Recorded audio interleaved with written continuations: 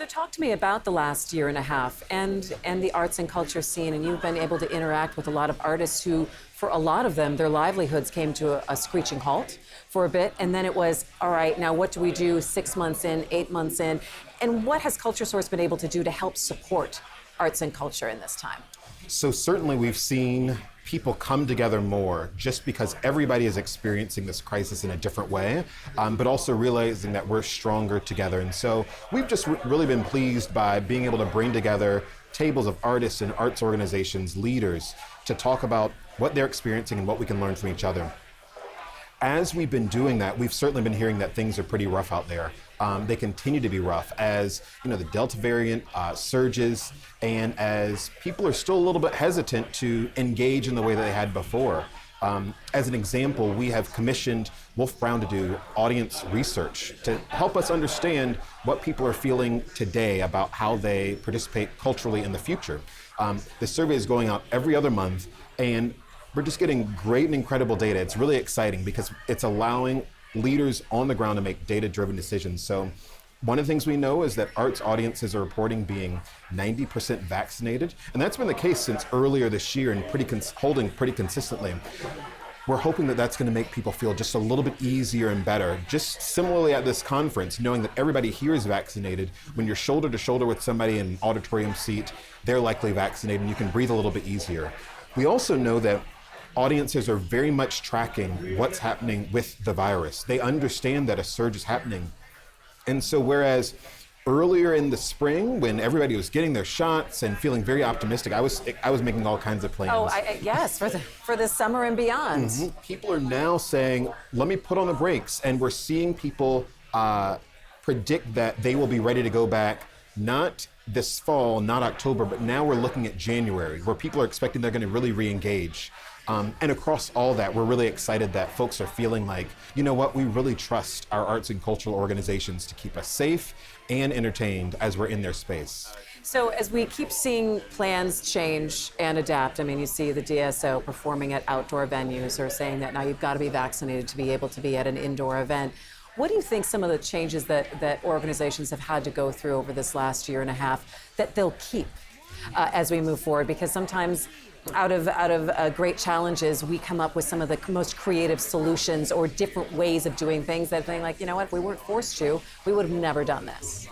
Well, I'm really pleased to see people engaging in some long-term planning because it's the most difficult kind of planning to do right now in a state of complete and total ambiguity.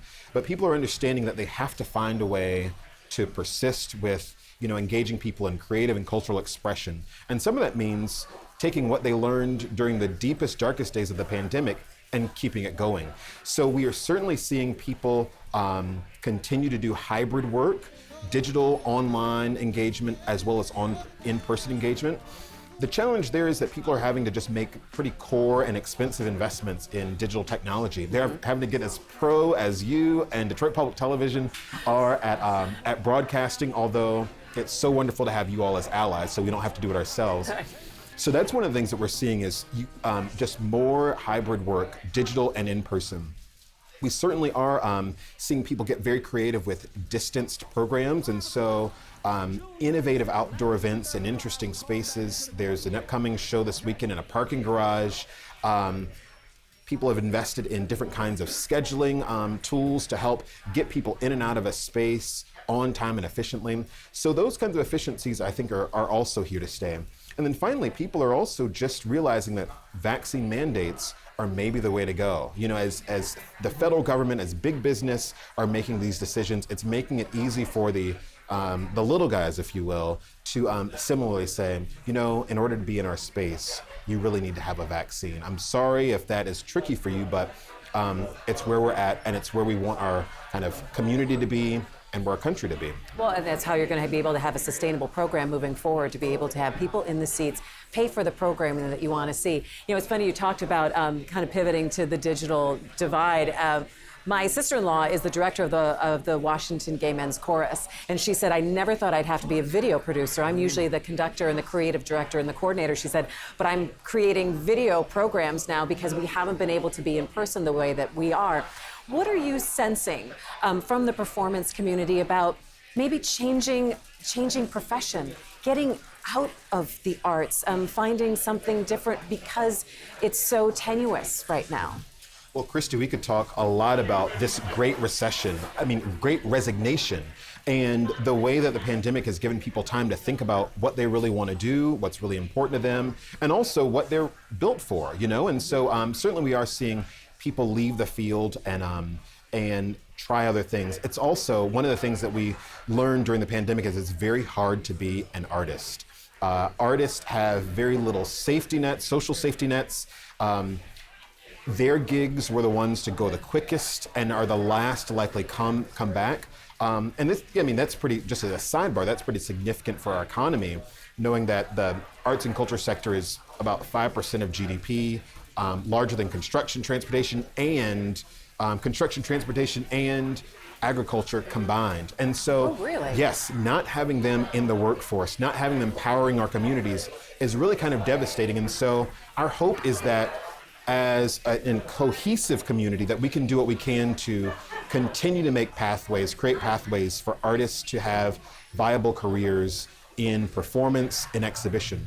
I will also say that people are certainly realizing that, it's hard to do digital programming. It's hard to be a producer, when these are not our skills. And so people are starting to gradually develop those kinds of competencies, realize where they need to skill build and who they can reach out with, and also partner. Partnerships are the way to go. What about some kind of, help from Culture Source to say, this is how you need to kind of run your gallery now, or these are the things that we can show you that and make it easier to transition to doing more digital, or this is who you should talk to if you want to do some more digital work? Are those kind of conversations happening between smaller organizations that may not have the 6-month, 12-month backup or revenue to be able to support themselves? 100%, which is very exciting.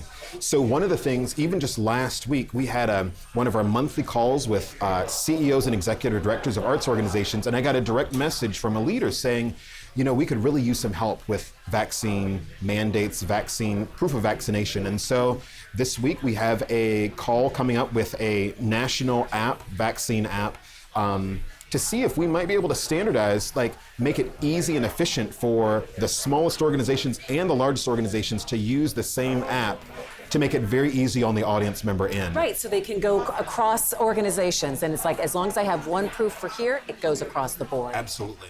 We also, in the past year, had a pretty major partnership with Rocket Community Fund. Rocket is so much powered by digital cultures in their work, and we're really interested in helping us help our members think about transitioning their infrastructure to something that feels more digitally rich. And so we had a series of workshops on how to work digitally, how to analyze, audiences digitally, those kinds of things. A grant program to get equipment into organizations that modernize their kind of infrastructure, and something we called a tech expert in residence, somebody that was an on-demand resource that people could call and connect with to say, hey, yeah. I'm conducting this chorus online and a screen went out, or hey, we're thinking that we should do a virtual walking tour of our gallery, but we're not sure if it's right for us. Can you help us? And so we've been really excited to provide those kinds of supports to the field during this really tricky time. One of the things about, we talk about arts and culture, music, performance, it feeds our soul.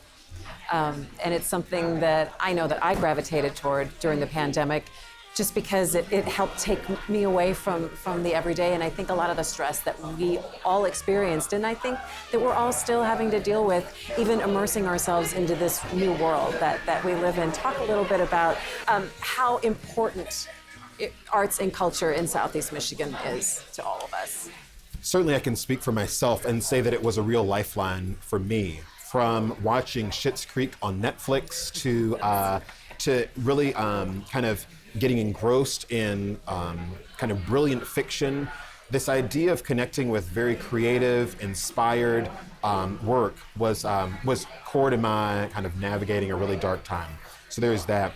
In Southeast Michigan, if you think about things that we're known for and about reasons why people visit our region, why people anchor to our region, a lot of it has to do with arts and culture and the way it defines the soul of a community. Motown has done that for years and years and years. And certainly we have institutions that line main streets, Woodward, throughout the region that really create a sense of place. And it's, one of the things that the pandemic did for me, and I think for the community generally, is help people remember and kind of understand how important it is to have those places when we're needing to grieve, when we're needing to be inspired. I mean, Rochelle Riley did that beautiful exhibition on Belle Isle, gosh. you know, It and was these so art, needed. these art moments are so important. And so one of the, things about the pandemic is I think and I also hope that it really reminded people about the centrality of arts and creativity in their lives.